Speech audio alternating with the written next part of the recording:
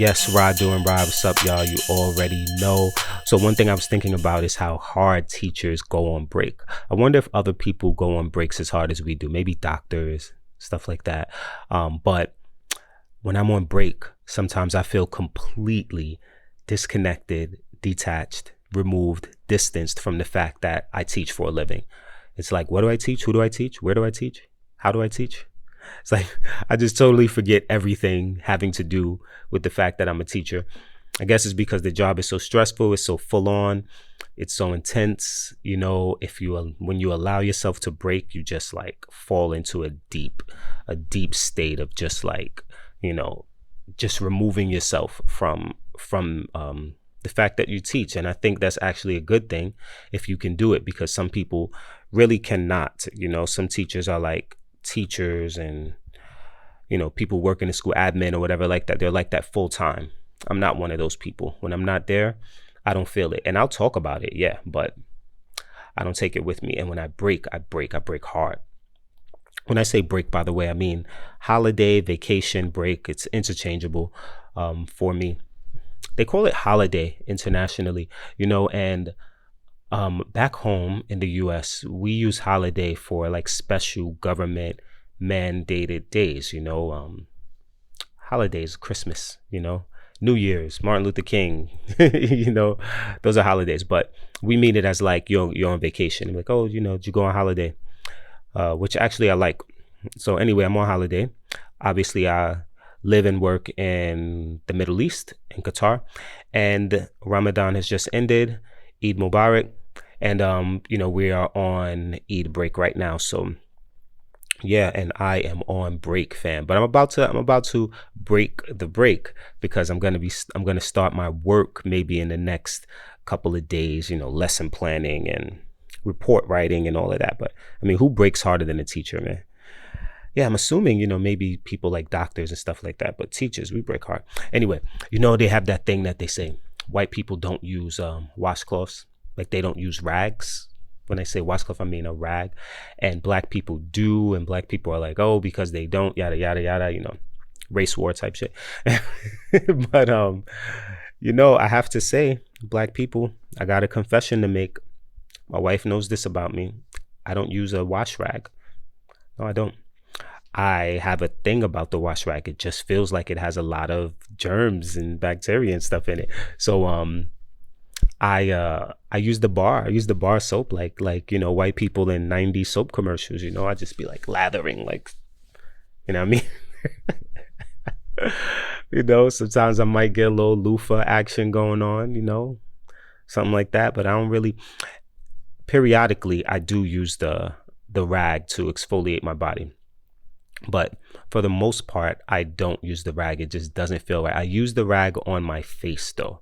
Now this is the thing, I use the wash rag on my face and for my face, and you're probably like, oh, but you're saying it's full of bacteria and all of that stuff, but you use it on your face of all places. Well, look at me, bro. Look at me. Look at that face. That face launched 1,000 ships, baby. So you know something is going right. Anyway, so I use it on my face, but sometimes I go to a hotel or I go to somebody's house or something, and they have, instead of a wash rag, they have like a hand towel.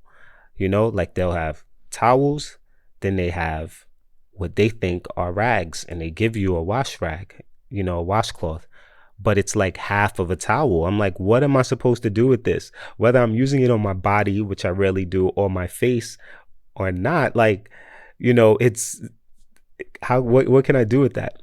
A wash rag, a washcloth, it needs to be roughly square, and it needs to be like, how big? Like, okay, if you take my hand, right? No more than 2 lengths of my hand going either way. Okay, so I'm gonna say roughly no more than like 12 by, not, it should be like no bigger than a sheet of paper.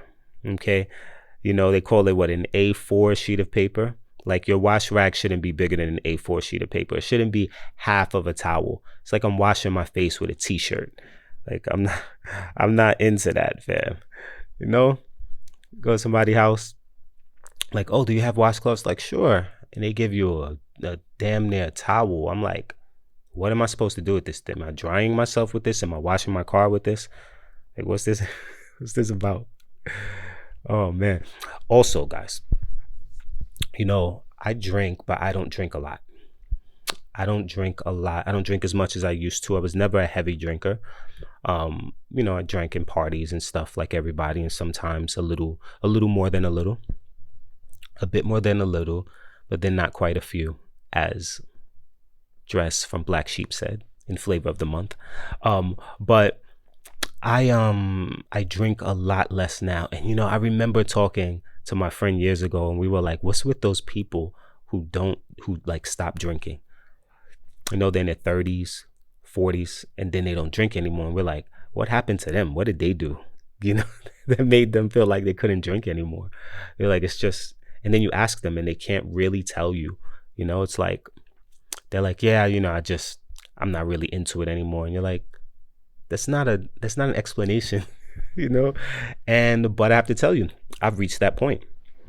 So for the people who don't know why people who can drink stop drinking, I'm going to tell you why.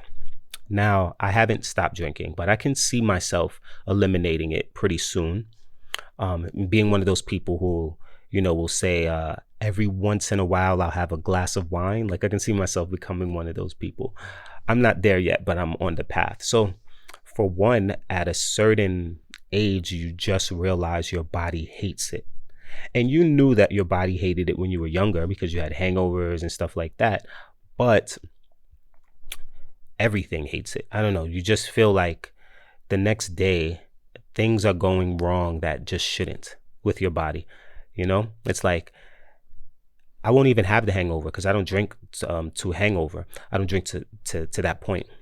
But it'll just be other things like weird bloating and weird joints and stuff like that. And you can be like, okay, well, it's just because you're old. And I'm like, granted, okay, touche. But I know the difference between my old aches and pains and something that emerged because I wasn't treating myself well, because I was drinking and stuff like that. And, you just get like weird headaches that you can't really cure with aspirin, and you just like, you're not thinking right. You got a weird brain fog and stuff like that. And you're like, the alcohol isn't worth it. And the thing is, you might say, well, I experienced that when I was younger. Like, yeah, but you experience it after a small amount of drinks when you get older. Your body you realize how sensitive your body gets to it. And you're just like, well, I have kids. I have responsibilities. My time is more precious as I get older. I just can't sacrifice that time, because I drank. So that's one reason. Also, you realize it was never good. Like, it never tastes good. Like, you kind of pick up on the fact that it's poison a little more. I don't, that's a weird explanation, but you kind of like, you start drinking it and you're like, yeah, this really is just like drinking poison. And I'm like, it's not that I'm completely against drinking poison. I am 99% against drinking poison, but it's like, if I can get a cool benefit here or there from it, in the form of fun, stimulation, maybe I do it here and there, but it's not worth it. You just realize it's just not, the trade-off is not there anymore. So you decide not to do it. Another reason is you may have like a lot of memories and stuff tied to alcohol. And like, so I can smell a certain alcohol and then it'll take me to a time in my life when I was drinking that alcohol, and things may or may not have been that kosher around that time in my life. And I'm just like, I don't really want to revisit those memories through the smell of this Jack Daniels, So all these things start creeping. And I think also, when you were younger and you were drinking a lot, there was a lot more potential for fun. Like, the alcohol was there and you always wanted it there, but also you were just like a little more carefree, hanging with your friends. And the time didn't depend as much on the alcohol as you may think it did. It was your friends. It was, the situation. For me, I was performing a lot and stuff like that. And I probably could have done a lot of those things with half as much alcohol as I did. But when you're younger, you're just thinking, I'm drinking. That's what we do. But you get older And it's like other things that are other things are fun and stimulating that you can't have alcohol while doing, and it just you wouldn't want to anyway. Sometimes you're like, oh, this would be better with a drink. Yes, that does happen. But for the most part, you start doing other things and you're just like, I don't need alcohol. It's just not as necessary. It doesn't complement your activities as much. And again, you may say it's because you're old. And again, you may be right. Your activities change as you get older, and they should, you know. What is it? What's the saying? A man who's the same as at 50 as he was at 30 has wasted 20 years of his life. I don't quite agree with that, but I see what they're trying to say in being, fake deep. I see what they're trying to say, excitement. So I was talking to you guys about journaling, and I said that in my journal, I recognized that one thing that I didn't have a lot of are things to excite me. And I realized that was something I needed to add into my life, because there was like a part in my journal that was like, if you check off if excitement was a thing that you felt. And I realized only through the journaling that I didn't really have a lot of things that excite me. And I felt like, that needed to change. So I started to, in a healthy way, look for things that excite me, and maybe be excited by a lot of, not even maybe, definitely be excited by things that were already there. Instead of kind of looking and say, oh, that would excite me, or, trying to be excited by something external. I remember this phrase that said, it's important to get excited about the little things. And I strongly believe in that. And we overlook a lot of the things that are right in front of our face that could excite us. So I think that's where you need to start. And I think that's better, because my thoughts about excitement are like excitement. I read something yesterday that said excitement isn't peace. I guess you can debate that, but I did like the idea of him saying like excitement has like an element of chaos to it. You feel like, it's there's a lot of stimulation, and there's a lot of I know I'm using that word a lot today, and there's just a lot of activity and things like that, and you're in an excited state, and that's not something you can maintain, or you should want to maintain all the time. And that's not necessarily happiness if you care about that kind of thing. And it's not necessary for me to seek a certain amount or level of excitement. Maybe that excitement should be organic, but also it can be a fool's desire, to look for things, to say to themselves, I'm not excited enough, so let me do this thing. Let me go to this place. Let me talk to this person. Let me drink this thing or whatever, so I can feel excitement. Because as I journaled, I realized there was a lot of potential for excitement. It was just me doing things that I wasn't doing anymore that make me happy. I get really excited posting a new episode. I can get really excited trying something with my class that I haven't tried in 10 years, stuff like that. And service, it really does excite you, when you think of doing something for someone that really needs it and how they respond to it, and just you feel that back and forth, that energy, that's good. But to seek excitement, it's just not something you can live in. And it's good to have excitement. It's important to have it, but maybe we confuse it for other things that are not as healthy for us, so I don't know. I just say, be careful where you get your excitement, how you get your excitement. And before looking for these external sources of excitement or new sources of excitement, think about maybe it's lacking because you are not appreciating the things that are there, that are in front of you, that are around you, that you used to do. And you may not need anything new. You may not need any money, any new resources besides time, any new people around you. I talked to my homeboys, and I'm just like, I thought about it. I was like, we got to celebrate life. we're alive, we're thriving, you know. I got excited just thinking about talking to them about, right, let's do this trip, let's do this next trip. You know, we did a trip a couple years ago, and I get excited just thinking about having another trip, you know, and seeing my best friends again and chilling, you know, in a cool atmosphere. So, you know, that just required me having a clear mind and just thinking about the fact that we just need to celebrate life. There didn't need to be an occasion, no birthday. You know, I didn't have to get excited because there was a club we're thinking about and somebody's gonna have a birthday party and stuff like that. It was just like, you know, we need to celebrate us. You know what I mean? So, yeah, that's what I was thinking. So this is something else I was thinking about. I was thinking about things that women do that us men need to also. They're not hiding it from us. We just don't do them enough. Maybe we don't feel manly if we don't do them, or we don't have them. Maybe we feel like only women should be able to do these things and stuff like that. But here are a couple of things I was thinking about. One of them actually has to do with drinking. Now, I know I said all of that about drinking. What did Jay-Z say? I know I contradicted myself. Look, I don't need that now. So I know I was talking about drinking and not drinking a lot. But this kind of is related to that. One thing that women drink are Cosmos. Now, we saw Sex and the City and all of that. And even the name, I guess the name shouldn't like inherently sound feminine, you know? Carl Sagan, the Cosmos, right? The Cosmos. It should actually sound pretty strong and masculine. But but you know, it's thought of as the women's drink, right?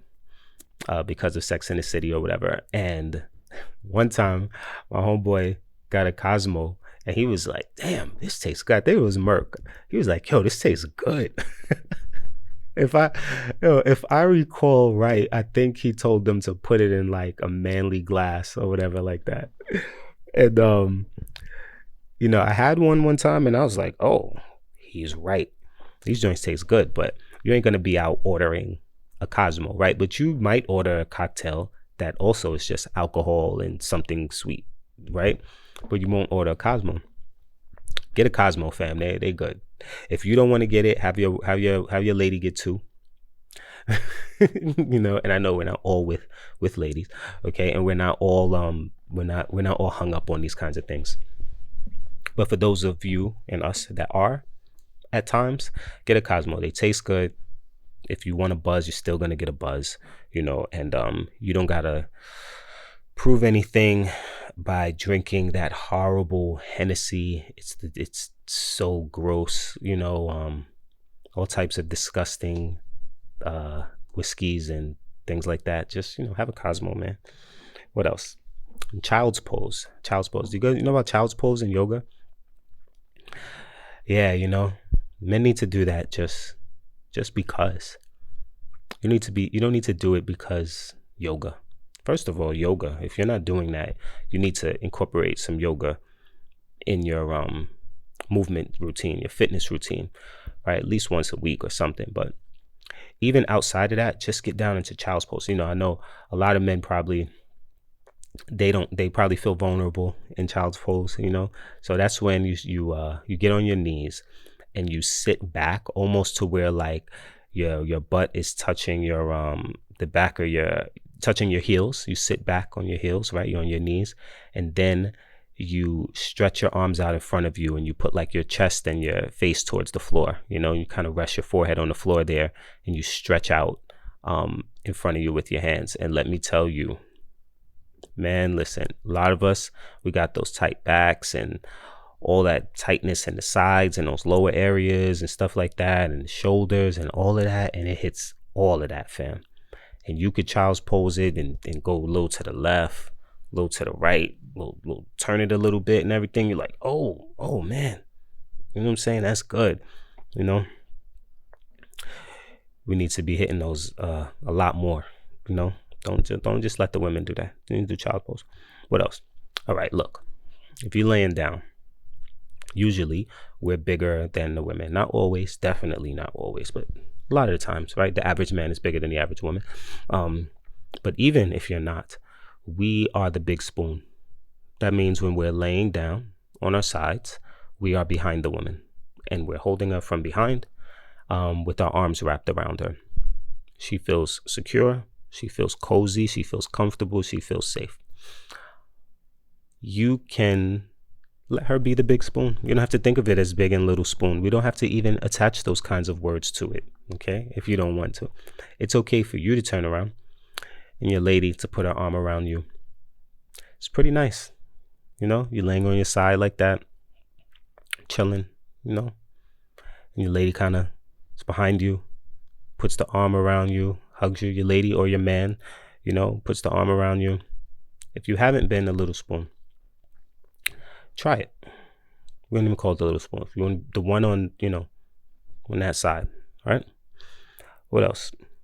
What else do women do that we need to do? It's hiding in plain sight. Men gotta enjoy getting their hair washed as much as women do. Now, the thing is, a lot of us don't have a lot of hair. Like, I obviously have a lot of hair, but if not a big forehead, but I have a lot of hair. And if you have hair, this is for the ones who have a decent amount of hair, getting your hair washed is phenomenal. It feels phenomenal. And women are all about it. They'll tell you, it's the best part of going to the salon or whatever. Maybe they'll ask you to do it here or there. Getting your hair washed and having your hair played with, period. Okay, let's just say that. Yeah, we don't indulge in it enough, You need to go somewhere, go to I don't know, salon, barber. There's some barbers where you get your hair washed or whatever. And I know you ain't gonna be at the barber shop like, oh, this is good. Oh man, this feels good. I know it ain't gonna be all of that, but don't front. You've been at the barber shop and they doing a little, at the bars they do a little facials and stuff like that and all of that, washing the hair and all that. It's nice. It's nice. It just is. Let's be real. So go and do all that little self-care treatment. Get their hair washed, get the facial, get the pedicure and all of that stuff. It actually feels nice and you deserve that, okay? But also it's healthy, so yeah, don't let that just be the domain of the feminine, okay? And getting your hair played with. Okay, it's nice. Women love that. Having someone rub their hands through their hair and scratch it and, all of that stuff. I'm not saying like pulling the hair. I'm not going there with it and everything. I'm just saying like, just rubbing the hair and the scalp and stuff like that. It's nice. It's nice. And, you don't have to leave it just to the woman. It's something you can do as well, men. And also book clubs. Now, I started a club. It's not a book club. It's an album club, but it's based on book club because I was thinking about it. I was like, I need more brotherhood in my life. And I see that my wife does a book club, and you always see like the women doing the book club. They have the popular Oprah's book club and stuff like that. And I was like, you know what? I should do a book club for men. And then I thought about it and I was like, I don't really want to read books though, but I do want to discover new music, and I like to discuss music. And it's just a good opportunity for fellowship, for dudes to get around each other and talk and, things like that. So I started an album club, and we've only had like 3 sessions, but even those 3 sessions were really dope. It's just guys I know who know music, like music, enjoy music. Some might even make music, and we get around each other. We have an album that we sit with for whatever amount of time until we meet at someone else's house, and then we discuss that album. I kind of facilitate it a little bit, but it's usually just kind of freewheeling, and then we end up talking about everything but the music. So that's based on the idea of book clubs for women. So that's another thing that men should try that are usually associated with women. So yeah, just some thoughts I had, y'all. Rod doing Rod. You guys take it easy. Peace.